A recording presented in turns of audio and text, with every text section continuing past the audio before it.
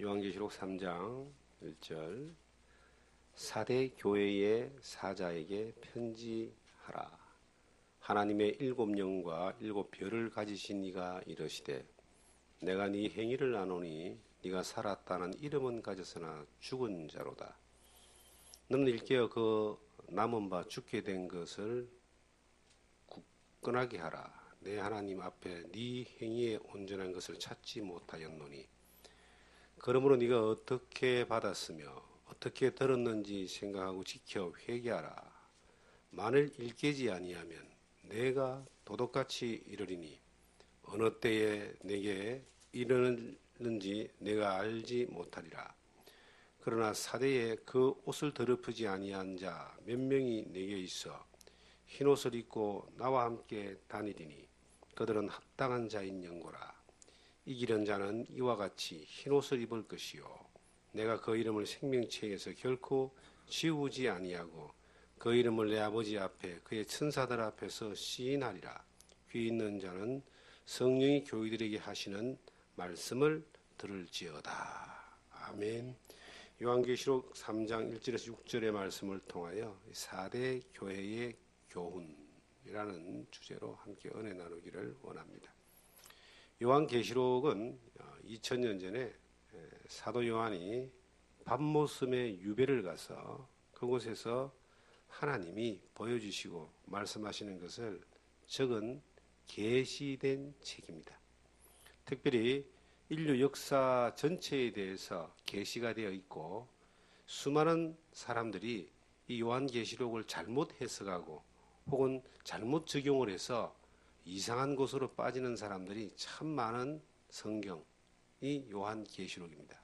특별히 요한계시록 2장과 3장에는 교회들에 대해서 성령이 교회들에게 하시는 말씀으로 7교회가 나옵니다. 에베소, 스무나, 버가모, 두아디라, 사대, 라오디게아, 빌라델비아 이런 7교회가 나오는데 그 가운데 교회 중 하나가 이 4대 교회입니다.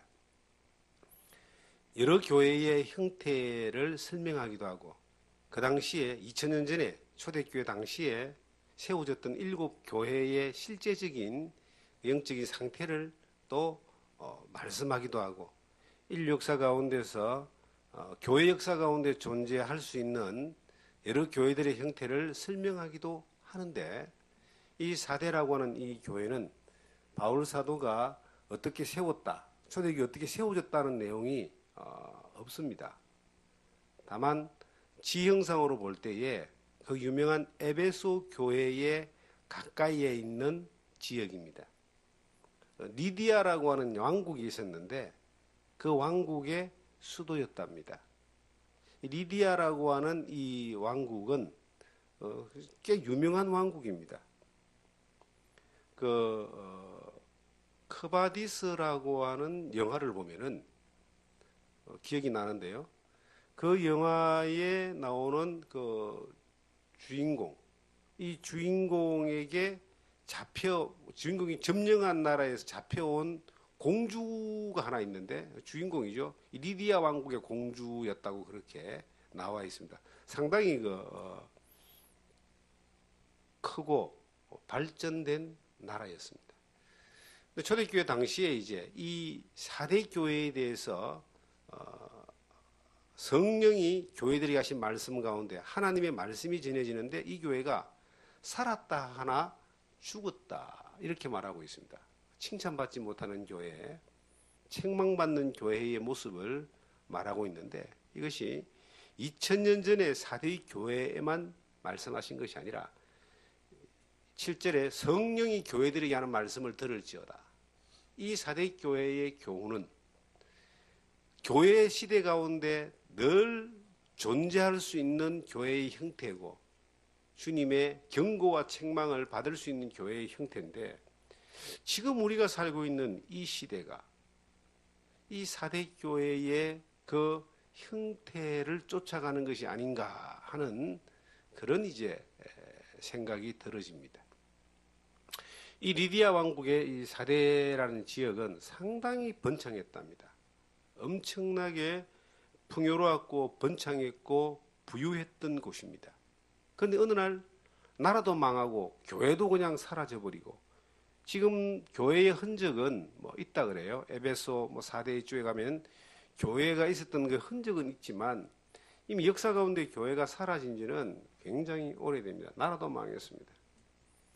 우리가 살아가면서 사람들이 풍요롭게 부유하게 그리고 자기 하고 싶은 일을 다 하면서 만족하게 사는 것을 많은 사람들은 추구하고 바라봅니다. 그런데 그 풍요롭고 부유하고 만족하게 사는 것의 끝은 어디냐는 겁니다. 부유해지고 풍요로워지면요, 하나님을 더 경외하고 경배하고 예배하고 찬양하고 믿음으로 사는 것보다는 풍요롭고 풍요해지면 죄악이 들어오고 게으름이 들어오고 그리고 그 온갖 욕심으로 말미암아 세상이 타락해지고 더 악해지는 이것이 모든 역사가 우리에게 보여주는 하나의 증거입니다. 폼페이 최후의 날이라고 하는 그러한 영화가 있었습니다. 그런데 그 폼페이라고 하는 이곳이 고고학자들에 의해서 발견됐어요. 로마의 휴양 도시인 폼페이가 약 2000여 년 전에 베수비우스 화산이라는 것이 폭발을 해가지고 그 도시 자체가 완전히 다 화산재로 다 덮어버렸습니다. 수십만 명이 사는 그 로마의 휴양 도시인데 그 로마의 그 권력과 부가 절정에 이르렀을 때 로마의 귀족들이 그곳에서 이제 뭘 했느냐? 온갖 향락이 판을 치는. 그곳에는 이제 연회장이나 목욕탕이나 그 다음에 술판이 벌어지고 하는 그런 곳이 거의 대부분의 모든 집에 다 있고, 그리고 그 폼페이를 이렇게 유적을 발굴하니까 거기에 발견된 그 이제 화석화된 사람들 시체들이 있어요. 온몸에 그냥 금이나 보석으로 이렇게 치장을 하고 있고, 벽에 벽화나 조각상들을 보면은 정말 음란하기 짝이 없는 그러한 내용들로 치장이 되어 있는 그런 것이 발견이 됐어요. 세계적인 유적입니다. 폼페이라고 하는 그곳이. 지금 우리 시대에 이 대한민국에서 일어나고 있는 일들을 이렇게 보게 되면은 대한민국은 참 풍요로운 나라입니다. 100여 년 전에, 120년 전에 이 선교사들이 복음을 들고 들어왔을 때는 헐벗고 못 먹고 굶주리고 수많은 사람들이 굶어서 죽어나가고 그리고 맞아서 죽어나가는 그러한 노예 제도와 같은 그러한 종들이 있었고 양반이 있었고 그런 사회 가운데 사회가요 너무나 암울했는데 그 복음이 들어와서 이 나라가 복음을 받아들이게 되고 우리나라가 풍요롭고 번영한 나라가 됐습니다. 지금 세계 10위의 경제 대국입니다. 국민소득이 3만 불이 넘었다는 것은요, 선진국에 지금 진입을 했다라고 그렇게 이야기하고 있습니다. 그런데 지금부터 50년 전이나 100년 전에 비해서 우리나라가 도덕적으로나 윤리적으로나 종교적으로나 그 절제되고 뭔가 이렇게 선을 쫓아가고 하는 이러한 일들은 정말 찾아보기가 힘든 그러한 시대입니다.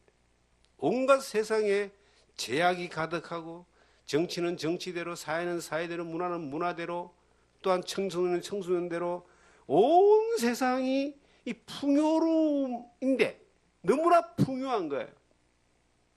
이게 못 먹어서 문제가 되는 게 아니라 너무 잘 먹어서 비만 때문에 문제가 되고 성인병 때문에 문제가 되는 이러한 시대에 그러한 시대에 이 세상은 너무나 악해지고 타락하고 가치관이나 사람들이 살아가는 생활의 모습들은 어떻게 하면 좀 더 즐기고 좀 더 누리고 좀 더 죄짓고 좀 더 편안하게 그렇게 살 것인가, 좀 더 남의 것을 더 빼앗아 가지고 나를 내 부를 더 채울 것인가 하는 것들로 가득 차 있는 것 같은 그러한 세상입니다.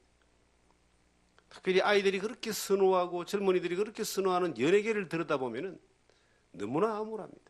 지금 연예계에 계속 지금 터져 나오는 사건들, 이전의 사건들, 이런 것들이 매스컴을 들여다보면은요, 이게 우리가 사는 세상인가? 20년 전에, 30년 전에 상상도 못했던 그러한 세상, 우리가 어릴 때는 생각보다도 못했던 세상, 그러한 세상이 지금 우리에게 와 있습니다. 그런데 이것이 이미 일본이나 미국이나 유럽은 다 지나와 버린 겁니다. 그 풍요로웠던 그 나라들이 얼마나 지금 타락되어져 있고 얼마나 지금 심각해되어져 있는가. 세상 사람들은 이런 것들을 보고 야, 말세다, 세상 참 말세다 그러는데, 이 성경에서 그 세상을 향하여 책망하고 경고하는 그러한 일들은 너무나 많이 기록되어 있습니다. 그런데 중요한 것은 세상은 그렇다 치더라도 교회가, 정말 교회가 그 가운데 어떤 역할을 하고 있는가. 30년, 40년, 20년 전에는요, 예수를 믿는다 하고 교회를 다니고 신앙생활을 한다 그러면은 사람들이 핍박은 했지만, 그 교회를 다니고 예수를 믿는 사람들에 대하여 뭔가 우리하고 다른 것 때문에 핍박은 했지만, 그들이 야, 저들은 선한 사람이다, 저들은 착한 사람들이다, 저들은 뭔가 부지런한 사람들이다, 저들은 뭔가 남을 돕는 사람들이다라고 하는 그러한 인식이 있었어요. 세상 사람들이 핍박은 했지만 다르다라고 생각을 하고, 그리고 그 예수를 믿는 사람들이나 교회를 향하여 그들은 어떤 계기가 되면 도전을 받고 영향을 받고 돌아오는, 교회로 나아오는, 자동적으로 이렇게 전도가 이렇게 되어지는 그러한 일들이 30년 전, 20년 전에, 40년 전에, 그렇게 50년 전에는 있었다는 겁니다. 지금은 기독교 인구가 약 1000만 정도가 넘었다라고 하지만, 예수를 믿는 사람인지 안 믿는 사람인지 별로 분간이 안 됩니다. 믿는 사람도 안 믿는 사람하고 분간이 안 되고, 어떤 면에서는 예수를 안 믿는 사람 가운데서도 더 칭송받고 더 양심적으로 선하게 사는 사람들이 더 많은 것 같은 그러한 시대에 지금 우리가 직면되어져가 있습니다. 굉장히 부끄러운 일이죠. 성경에 사도 바울이 복음을 전할 때에 사람들은 그 바울 사도와 혹은 사도들을 향하여 천하에 번지는 연병이다, 전염병이다, 그렇게 말을 했습니다. 전염병이 뭐예요? 우리도 가끔 이렇게 전염병이 오잖아요. 조류독감, 조류들한테 가잖아요, 이렇게. 그런데 이상한 거는 접촉은 안 했는데 가까이만 가도 이게 접촉이 돼가지고 돼지 독감, 조류 독감 막 살처분하고 그러죠. 사람들도 사스인가 이런 전염병이 일어나니까 검역을 하고 접촉 안 하도록 하잖아요. 접촉만 되면은 전염이 되는 게 전염병입니다. 2000년 전에 사도들이 복음을 전할 때는요, 예수 믿는 예수 그리스도의 십자가의 죽으심과 부활을 전할 때에 많은 사람이 핍박도 했지만, 이 사람들하고 접촉만 되면은 그 사람이 예수를 믿는 거예요. 바울 사도가 가는 곳마다, 만나는 사람마다 사탄의 권세 가운데 적대적인 세력도 있었지만, 만나는 수많은 사람들이 예수를 믿는 사람으로 이렇게 전염이 되어 있습니다. 그런데 요즘은 예수 믿는 사람을 아무리 만나도 전염이 안 됩니다. 왜 그럴까요? 그만큼 그 영향력이 떨어져 버렸다라고 하는 겁니다. 저는 이 삶을 살아가는 가운데 가장 예수 믿는 사람답게 사는 삶이 뭔가? 예수를 믿고 예수를 따르고 예수를 전하는 이것이 어떻게 말하면 저가 이 땅에 존재하는 이유입니다. 살아가는 이유입니다. 그런데 만나지는 사람들에게 나로 인하여 예수 그리스도가 전염되어지지 않는다면 이것은 내가 그 영향력을, 전염을 일으킬 수 있는 영향력을 잃었다라고 하는 겁니다. 내가 살아가는 삶 가운데 만나지는 사람들에게 예수 그리스도가 전염되어지는 삶을 살 때에 이게 전도라 그럽니다. 선교라 그럽니다. 내가 살아가는 삶의 환경 가운데서 그저 예수 믿는 사람으로 살고 예수를 전하는 사람으로 사는 것이, 이것이 단순하게 말해서 삶의 목적이고 이유다. 그런데 내가 살아있다라고 하는데, 오늘 이 요한계시록 3장에 나오는 1절에 나오는 말처럼 4대 교회를 향해서 말할 때 살았다 하지만 죽은 자로다. 예수를 믿는 사람이라고 하지만 예수를 믿는 사람으로서의 그 전념성이 없다면은 이거는 이름만 있는 것이지 내용이 없는 존재라는 겁니다. 영혼 없는 이 사람이 죽은 사람이라 그럽니다. 영혼이 없는 사람은 죽은 사람이잖아요. 죽음이라는 자체가 육체와 영혼이 분리되는 거잖아요. 그런데 행함 없는 믿음이 죽은 것이라고 성경은 야고보서에 말씀하고 있습니다. 그 사람의 삶을 통해서 행함이란, 행동이라는 것이 믿는 사람, 예수 그리스도에게 영향을 받는 사람으로서 예수 그리스도를 따라 순종하는 행동이라는 것이 그 사람에게 나타나지 않으면 이 사람을 통해서 예수 그리스도가 전념되어지는 것은 있을 수가 없어요. 안 되는 거예요. 사람과 같지만 내가 교회를 다니는 사람이고 예수를 믿는 사람이고 하나님 믿는 사람이라고 하지만 내가 천국 가는 사람이라고 그렇게 자부하지만 이름밖에 없고 그 안에 내용이 없는 겁니다. 영향력이 없는 겁니다. 사대교회가 그러했다라고 하는 거예요. 아마 사대교회는 경제적으로 부한 도시였기 때문에 건물도, 예배당 건물도 굉장히 훌륭하게 지었을 겁니다. 그리고 아마 멋있는 사람들도, 영향 있는 사람들도 많이 그곳에 참여를 했을 겁니다. 그런데 그곳에서 되어지고 있는 일들이 이름은 살아있는데 실상은 죽어있는, 영향력이 없는 그러한 책망받는, 칭찬 없는 교회가 된 이유가 뭘까? 저는 우리 시대에 교회가 이 사대교회와 같이 영향력을 일으키기는커녕 손가락질을 받고 비난과 비판을 받는 그러한 이유가 뭐냐를 생각할 때에 그것은 첫째가 교회와 성도들의 살아가는 삶의 방향이, 목적이 이 세상에서 더 부하고 더 잘 살고 이 세상에서 성공해야 된다라고 하는 세속주의적인 그러한 세상을 사랑하고 돈을 사랑하는 그러한 우상에 빠져 있기 때문에 교회는 결국은 신령한 영향력을 잃어버리는 겁니다. 목회자가 목회를 하면서 목회의 하는 목표가 큰 교회 짓고 사람 많이 모으고 그리고 성공하는 것이라면은 그것이 가능할 수도 있습니다. 이 시대에는요. 그런데 그것이 목표가 되었을 때에 그 안에 내용에 뭐가 담기겠습니까? 목표를 향한 내용이 담기기 때문에 하나님의 영광과 예수 그리스도의 복음은 이름만 있고 껍데기만 있지 정말 성령의 능력 가운데 내용이 없는 그러한 단체와 모임이 되어버리는 겁니다. 우리가 내가 살아가는 삶의 현장에서 예수를 믿는 사람이라고 고백하고 선언하고 사는 것은 굉장히 중요합니다. 왜냐하면 내가 예수를 믿는 사람이기 때문에. 그리고 내가 이 땅에서 주님을 시인하고 하나님을 시인할 때 주님도 하나님 앞에 나를 시인한다고 성경 기록되어 있습니다. 오늘 본문의 마지막 절에도 그렇게 기록되어 있습니다. 그런데 그렇게 이제 살아갔을 때에 불편한 부분들이 우리에게 올 수가 있습니다.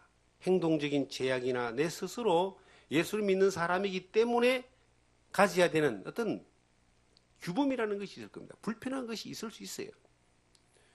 불편한 것이 있다 할지라도 내가 살아가는 목적이, 내가 직장 생활하는 목적이, 돈을 버는 목적이, 일하는 목적이 내가 성공하고 부자 되고 편안하게 살고 남보다 높은 데 올라가는 이 세상의 성공이라는 것이 목적이 될 때는 그 사람은 예수 그리스도를 전념을 시킬 수 있는 영향력을 가질래야 가질 수 없는 사람이 되는 겁니다. 그런 교회는 예수 그리스도의 생명의 복음을 전하는 데에는 상당히 부족한 모습이 되는 겁니다. 그런데 내가 살아가는 삶의 목적이 직장생활 하든지 공부를 하든지 사업을 하든지 무엇을 하든 간에 내가 살아가는 목적이 하나님의 영광을 위한 것이고 내가 살아가는 그 목표가 영원한 하나님의 나라에 가는 그 일을 준비하는 이 세상의 삶을 살아간다면은 하나님이 먹고 사는 부분에 대해서는요 책임을 지십니다. 하나님이 내 삶을 통해서 하나님이 영광 받으시는 살았다 하지만 죽은 자가 아니라 살은 사람으로서 살은 자다운 영향력을 나타내게 하는 거예요. 나에게 강력한 예수 그리스도의 전념성이 또 만나지는 사람에게 전달되어져 가는 겁니다. 만나지는 많은 사람들에게 우리가 대화를 나눕니다. 예수 믿는 사람들이 대놓고 죄에 대한 대화, 죄를 짓고 하는 것들에 대하여 즐거운 대화를 나누지는 않을 겁니다. 그러지 않겠습니까? 친구들을 만나고 이렇게 세상에서 비즈니스를 만나는 사람들은 흔히 대화를 이렇게 죄 쪽으로 이렇게 이끌어가는 대화들을 많이 합니다.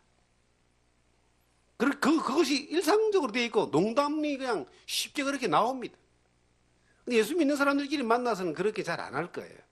그런데 예수 믿는 사람들이 만나서 내가 또한 다른 사람들을 만나서 나누는 대화가 하나님을 향한 그러한 믿음의 삶에 대한 대화가 아니라 이 세상에서 더 많은 것들을 가지고 누리고 자랑하고 빼앗고 하는 것들이 내 입에서 나오는 말들의 전부라면은 이거는 그 사람 또한 그러한 모습 또한 실상은 살았다 하지만 죽은 것과 같습니다. 우리도 수없이 많은 사람들을 만납니다. 많은 사람들을 만나고 처음 만나는 사람 또 만난 사람 만나서 많은 대화를 나누지만 저는 모든 대화의 의도를 가지고 대화를 합니다. 모든 대화에 누구를 만나든지 간에 그 대화의 의도가 뭐냐면 예수 그리스도의 복음을 전하는 것이고 하나님의 뜻을 전하는 겁니다. 대다 대개나 만나자마자 그렇게 말하지는 않습니다. 모든 대화를 나누는데 그 대화에 이끌려가는 것이 아니라 그 대화를 이끌어서 예수 그리스도의 복음과 하나님의 영광으로 하나님의 뜻으로 이렇게 이어가는 거예요. 그런 힘이 지난 수십 년 동안 주님을 따라오면서 전하면서 그 힘을 하나님이 주신 것 같아요. 성령이 또한 그 힘을 주시는 겁니다. 어떤 면에서는 내가 어떤 말을 해야 될지 몰라도 내가 그러한 방향으로 그러한 믿음으로 내가 살아간다면 성령님이 그 모든 것들을 할 수 있도록 말을 대답할 수 있도록 그 대답할 것을 주신다 그랬어요. 그 누구를 만나도 상관이 없습니다. 사람이 대단한 거죠. 우리가 권력 있는 사람, 힘 있는 사람, 돈 많은 사람 보면은 특별한 사람인가 보죠. 똑같은 사람입니다. 똑같은 사람이에요. 나보다 어떤 부분에 대해서 조금 더 많은 것들을 가지거나 알고 있거나 많은 것들을 누리고 있는 것뿐이지 사람의 근본은 똑같아요. 100% 올.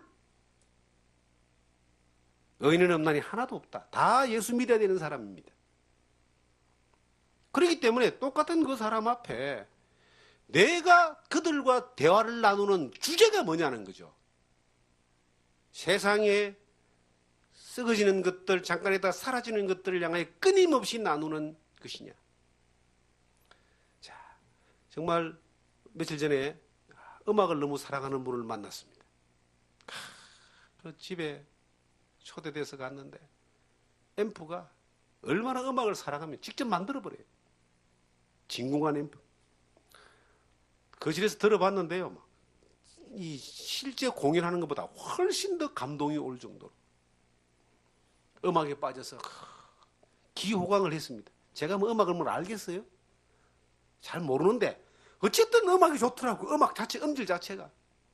그럼 그 음악을 하면서 대화를 나누면서 그 대화의 끝은 뭐가 돼야 됩니까? 음악 중에 음악은 시편이다. 하나님을 찬양하는 것이다. 인생의 가장 중요한 것은 하나님께 감사와 찬양을 할 수 있는 것이 가장 행복한 사람입니다. 아니, 모든 대화 가운데 끌고 갈 수 있다니까요. 모든 대화 가운데.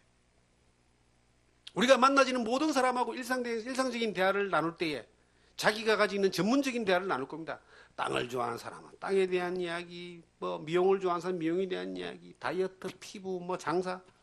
모든 대화에 근데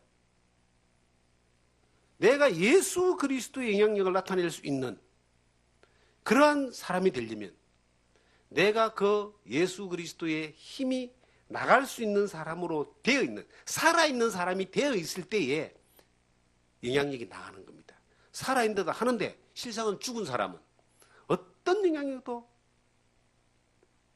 미칠 수 없고, 그런 교회는 그 자기들이 하고자 하는 사업은 잘 될지 몰라도, 하고자 하는 이런 계획은 잘 될지 몰라도 하나님의 영광, 그리스도의 복음이 이게 희미하거나 전해지지 않습니다.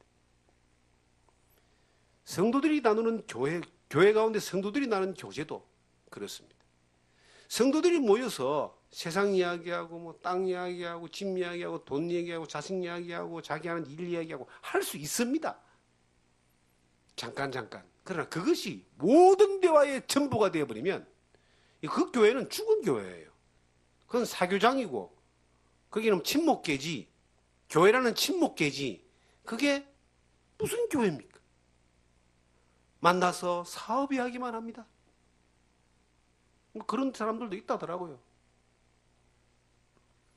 그래라도 해서 교회 와서 예수 믿으면 좋지 하지만 그것도 나쁜 건 아닙니다.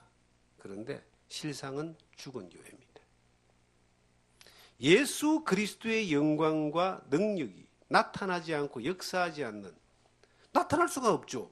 왜냐하면 대화가 전부 다 세상 이야기고, 대화가 전부 다 육적인 이야기고, 대화가 전부 땅에 있는 것들의 이야기고, 대화가 전부 자기 욕심에서 나온 것들인데 거기에서 무슨 하나님의 영광이 나타나고 예수의 복음이 전해지고 거룩한 영향력이 나타날 수 있겠느냐는 겁니다.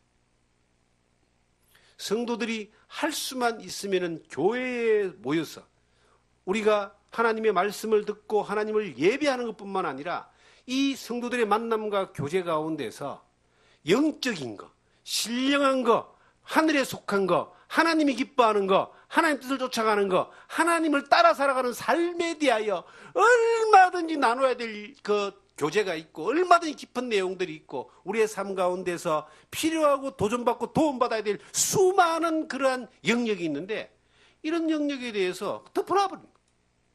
관심이 없는 거예요. 교회가 사람 보러 오는 곳입니까? 사람을 보려면은 서울에 가면 연예인들도 많고 그런답니다. 연예인들 다 또 많이 나오는 교회도 있고요. 훌륭하신 분들 나오는 교회도 있습니다. 사람 보러 갈 것 같으면 뭐하려고까지 갑니까? 텔레비만 틀면 다 티나오는데. 그 사람 본다고 해서 그 사람 알아주는 것도 아닌데. 사람 보러 가는 곳이 아닙니다. 하나님을 예배하기 위해서. 하나님을 만나기 위해서. 하나님의 말씀을 듣기 위해서. 하나님을 예배하는 사람들과 교제하기 위해서. 그렇게 내가 시간을 내고 불편을 감수하고 교회를 가는 겁니다. 그곳에서 내가 나누는 대화가 신령하고 영적인 대화가 되어야 된다는 거죠. 모든 말이 그렇게 된다는 말은 아닙니다. 어떤 생활 가운데 모든 말들 가운데서 핵심이 뭐냐면은 정말 하나님이 기뻐하시는 건가? 하나님의 영광이 어떤 것인가? 하나님의 뜻이 무엇인가? 이런 것들이 우리가 일상에서 교제 가운데 나누는 교회 성도들의 교제가 될 때에 이것은 내가 영적 에너지가 충전되는 것과 같은 것이고, 이것은 이 힘이 또한 또 다른 사람에게 영향력을 미칠 수 있는, 전념성을 미칠 수 있는 그런 힘이 되는 겁니다. 교회가 세상에 아무런 영향을 미치지 못한다. 성도가 자기가 있는 자리에서 아무런 영향을 미치지 못한다. 목회자가 아무런 영향을 미치지 못한다. 그거는 이 사대교회의 교훈처럼 살았다고 하지만 실상은 죽은 것과 같습니다. 목회를 하면서 두려운 것 몇 가지가 있습니다. 첫째는 뭐냐면 교회 안에 들어와 있는 사람 혹은 교회 가운데서 함께 허락하셔서 이 교제하고 선교에 협력했던 이 멤버들 가운데 천국 가서 만나지 못할 사람이 있을까 싶어 가장 두려운 거예요. 왜냐하면 하나님이 맡겨주셨는데 그들의 영혼에게 예수 그리스도의 바른 복음으로 말미암아 죄 사함 받고 구원받아 하나님의 자녀되고 성령의 인도함을 받아서 살아가는 삶을 살도록 돕는 일을 하기 위하여 목회자로 하나님이 부르시고 세우셨는데 그 함께한 사람들과 더불어서 잘 지내고 친하게 지내고 맛있는 거 먹고 편안하게 지내고 서로 돕고는 살았는데 그 천국 가보니까 없더라 그러면은 이거는 정말로 그 책임이요 엄청납니다. 이 소중히 하나를 실족해 하면 연자 맷돌을 목에 메고 바다에 던지는 것보다 낫다라고 했는데 정말 이 예수를 믿는 사람들이 모인 이 교회 안에 그 섬기는 그 교회 안에 그 안에 있는 멤버들이 잘 살든 못 살든 일단은 중요한 것은 거듭나고 구원받아 천국 가는 영생을 얻는 것까지는 확실하게 전해야 되는데 그거 혹시 놓칠까 싶어서 가장 두렵습니다. 이 교회가 거듭난 사람이 가득하고 물론 이 교회는 거듭나지 않은 사람들이 많이 와야 돼요. 구원받지 않은 사람, 세상 사람들이 많이 와야 됩니다. 그들에게 예수의 복음을 전하고 그들을 변화시켜서 그들로 하여금 예수의 사람으로 만드는 것이 교회가 존재하는 이유죠. 그런데 이미 우리 가운데 있는 이 멤버들 가운데서 우리의 관심사가 저 영혼이 구원받았는지 안 받았는지에 대하여 더 이상 관심사가 없다면 거듭난 사람들이 이게 있고 하나님을 바로 믿고 영접한 예수를 영접한 사람들이 존재하긴 하지만 그렇지 않은 사람들도 다 섞여서 이 사람인지 저 사람인지 구분되지 않고 별로 관심도 없는 그러한 무리라면은 이거는 뭐 죽었다고는 말할 수 없지만 죽어가는 그런 중병을 앓는 무리가 아닌가 그런 생각을 해봅니다. 그 다음에 또 두려운 것이 뭐냐면은 이 세상에 우리가 존재하면서 세상 사람들에게 교회가 목회자가 욕을 얻어먹을까 싶어서 두렵습니다. 교회가 욕을 얻어먹고 목회자가 욕을 얻어먹는다는 것은 하나님의 영광을 가리는 겁니다. 물론 악한 사탄 마귀의 세력 가운데 핍박과 공격과 도전이 있습니다. 그건 욕먹는 게 아니에요. 그건 고난이다 그러는 겁니다. 그런 고난은 기꺼이 받아야 됩니다. 요즘 세계에 고난받고 싶어도 잘 못 받아요. 별로 고난을 주는 존재가 별로 없기 때문에. 고난보다는 시험이 많죠. 물리적으로 힘을 가해서 억압하는 것보다는 여러 가지 달콤한 것들을 가지고 유혹을 해서 넘어지게 만드는 전략을 지금 마귀가 쓰기 때문에 고난은 별로 없습니다. 제가 예수를 처음 믿을 때만 해도 예수 믿는다 그러면요 고난을 각오해야 됩니다. 집안에서 거의 뭐 호죽을 파버린다는 이야기가 들을 정도로 그리고 수많은 사람들이 눈총을 받아야 되고 불편해했습니다. 직장마저도 예수를 믿는다 그러면요 채용을 잘 안 했습니다. 주일날 일 시켜야 되는데 일 안 하니까 사실 제가 예수 믿을 땐 그랬어요. 80년대.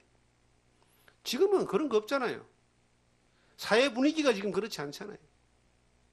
그런데 우리가 예수를 믿고 복음을 전하는 삶을 살고 하는데 세상에서 손가락질 당하고 요거도 먹을까 제일 두려운 거예요.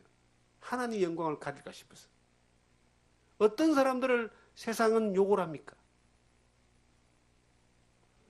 교회가 마땅히 빛인데 빛이라고 세상 사람들이 알고 있어요. 교회가 빛이라고 세상 사람들이 알고 있는데 하는 짓이 어둠의 짓을 하고 있다. 도덕적으로 윤리적으로 잘못된 짓을 하고 그리고 특히 욕심을 세상 사람들보다 더 욕심을 내고 더 가지려고 그러고 더 자기만 챙기고 더 자기 이름 내는데 혈안이 되고 그런 것들이 세상 사람들에게 보여질 때에 뒤에서 다 요구하는 거예요. 교회는 뭡니까? 교회는 세상의 빛이라 그럽니다. 성도도 세상의 빛입니다. 그런데 이 빛도 그냥 처박힌 빛이 아니고 이 빛을 말 안에 처박아 놓지 말고 등경 위에 둬라. 등경 위에. 말이라고 하는 것은 대바과 같은 겁니다. 밑에 넣어놓으면 안 보이는 거예요. 아무도 안 보이면 너희끼리만 잘 지내는 빛이 아니라 모든 사람이 볼 수 있도록 등경 위에 두고 산 위에 있는 동네의 빛과 같이 그렇게 두라고 성경은 마태복음 5장 6장에 말씀하고 있습니다.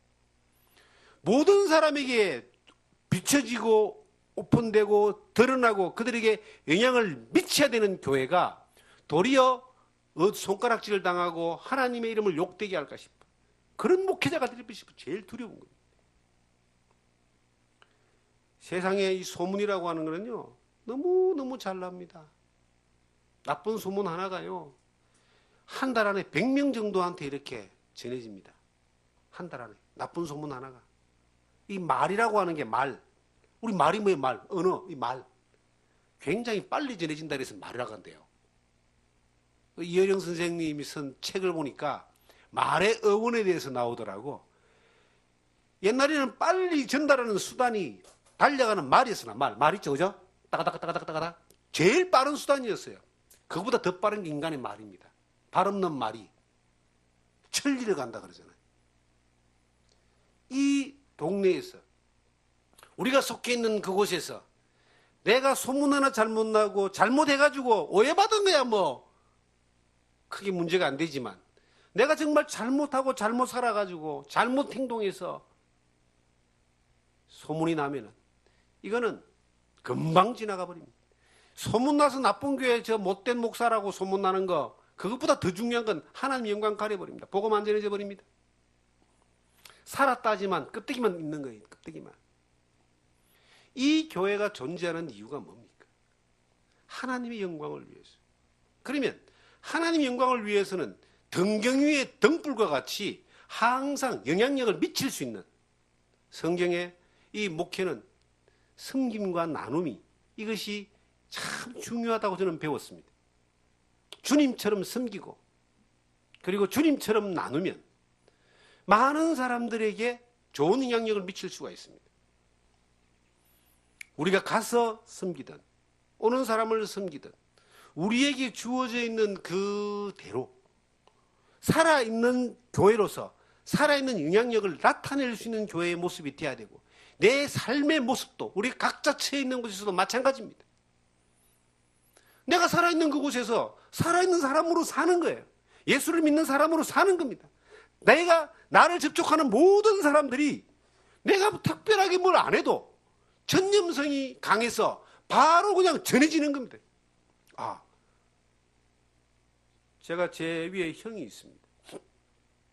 2살 많은 형인데 35년 만에 내가 예수 믿고 35년 만에 전도가 된 사람이에요. 어느 누구도 저 사람이 예수 믿을 사람이라고 생각해 본 사람은 별로 없을 겁니다. 하나님만이 그렇게 생각하셨고 저만 그렇게 기도했습니다. 예수 믿게 해달라고. 주 예수를 믿어라. 그러면 너와 네 집이 구원을 얻으리라 그래요. 주님의 약속입니다. 내가 예수를 믿고 살면 돼요. 예수 믿는 사람으로 끝까지 살면 돼. 그러면 나와 내 집은 구원받아요. 예수 믿는 사람은 끝까지 살면 내가 예수 한 번 믿고 구원받고 천국 간다고 해서 내 주변 사람들이 내 가족이 다 예수 믿는 게 아니야. 내 주변 사람에게도 이 좋은 천국, 이 놀라운 하나님의 자녀의 삶으로 누리는 축복, 은혜들을 누리게 하려면은 단순합니다. 내가 주 예수를 믿으면 돼요. 예수 그리스도를 주님으로 믿는 삶을 끝까지 살면 돼. 그러면 반드시 나와 내 집은 구원받습니다. 물론 어떤 사람은 빨리 될 수도 있고 늦게 되지만 저는 안 된다는 생각을 해본 적이 없어요. 35년 만에 복음이 전해졌어요. 35년 만에 복음이 전해지고 난 이후에 이제 이분이 말이 다르고 말이 틀려졌어요. 행동이 틀려졌어요. 뭐 급격하게 변화된 건 아니지만은 그런데 그분이 하는 말이 있어요. 그분이 이제 저하고 가장 친한 사이잖아요. 촌수로 따지면은 이 형제간이 이게 이촌이죠, 이촌. 그죠? 부모 자식 일촌이고 부부는 무촌이고 가장 가까운 존재, 평생을 같이 살아온 사람, 제일 오래 같이 사는 사람이잖아요. 너무나 잘 알죠. 그런데 그 사람이 예수를 믿고 한 말이 있습니다. 믿기 전에는 말을 그런 말 안 해요. 믿고 난 뒤에 그런 말 합니다. 야, 너는 정말 예수 믿는 사람이다. 그 말이 얼마나 듣기 좋은지 몰라요. 35년 동안 그는 예수를 안 믿었습니다. 저는 예수를 믿고 살았어요. 그런데 35년 만에 전해졌어요. 이게 전염이 조금 워낙 이 면역력이 강해가지고 방어막이 커가지고 잘 안 들어갔는데 이 들어갔어요. 야, 너는 정말 강 목사는 정말 예수 믿는 사람이다. 여러분, 내가 예수 믿는 사람으로 모든 사람에게 인정이 되고 인식이 되고요. 예수 믿는 사람으로 내가 사는 거야, 그냥. 그러면 이거는 그 예수가, 내가 믿는 예수가 굉장한 이 힘을 발휘해가지고 어떤 면역도 뚫고 그냥 지나가게 하는 겁니다. 면역, 전염이 되게 한다는 거예요. 우리는 이 삶 가운데서 이 교회든 우리 개인이든 여러분이든 저든 예수 그리스도를 전염을 시키는 데에 도구로 사용돼야 된다. 그것은요, 살아있는 이름만 가지고 되는 게 아닙니다. 예수를 내가 믿는다라고는 믿는 사람이라는 이름만 가지고 되는 게 아니에요. 예수를 믿는 사람으로 사는 겁니다. 주 예수를 믿어라. 예수님이 나의 주님이시고 나의 모든 걸 책임지십니다. 어저께 어디를 갔다 오면서 저희 아내하고 그런 대화를 나눴습니다. 하나님 참 많은 것들을 주시고 있다. 참 주셔서 감사하다. 그래서 우리 집사람이 옆에서 하나님한테 돈도 좀 많이 달라 그러지 그래요. 돈 다 주시지. 내 필요하면 주셔. 어디서 그런 용기가 이제 지나가는 대화입니다. 그냥 차 안에서 어디 가다가 아유 정말 대단하네. 하나님이 언제 그렇게 당신한테 주신다고 말씀해서 그렇게 물어보는 거예요. 대화 중입니다. 이거는 심각한 대화가 아니고 지나가다가 제가 이런 이야기했습니다. 하나님이 내게 주신다고 말씀하셨어. 약속하셨어. 그리고 약 3분도 안 잊으셨어. 성경 마태복음 6장 33절에 그렇게 기록되어 있어. 나 그 말씀 믿어. 너희는 먼저 그의 나라와 그의 의를 구하라. 그리하면 이 모든 것을 너희에게 더하여 주시리라. 나 이 말씀 믿어. 지금까지 38년 동안 39년 동안 믿었는데 하나님이 정말 필요한 만큼 다 주셨어. 필요하면 또 주실 거예요. 걱정하지 마라. 그런 믿음이 아내가 없는 것이 아니고 있는데 대화 중에 그런 이야기 나왔다는 이야기입니다. 여러분들은 어떻습니까? 여러분들이 예수님을 주님으로 믿으신다면, 그분이 나의 주인이시라면, 내가 예수를 믿는 사람으로 존재하고 그리고 예수를 믿는 사람으로 살아가면, 그 주님을 믿는 믿음으로, 주님을 의지하는 믿음으로 살아가면 예수 그리스도가 나를 통해서 놀라운 역사가 나타나게 됩니다. 전염성이, 이 숙주라 그러죠. 원균.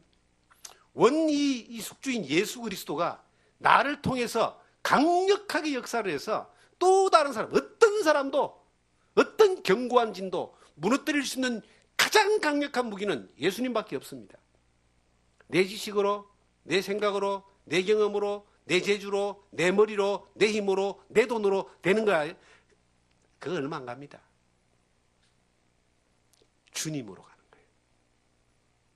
그것이 어떤 강력한 진이라 할지라도, 어떤 거대한 세력이라 할지라도 그 예수 그리스도가, 주님이신 예수 그리스도가 이것을 이기고 무너뜨리고 승리하게 하실 줄 믿으시기 바랍니다.